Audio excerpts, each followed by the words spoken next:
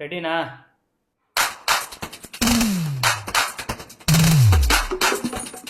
Checkmate. ಇನ್ನೊಂದ್ಸತಿ ಆಡೋಣ. Checkmate. ಹಾಂ, ಹಲೋ. ಎಷ್ಟು ದಿನ ಆಯ್ತಾ ಕಾಲ್ ಮಾಡಿ?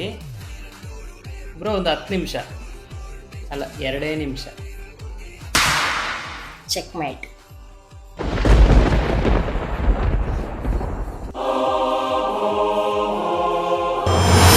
ಅಮ್ಮ, ದೊಡ್ಡಪ್ಪ ಅವಿ ಸೋತ.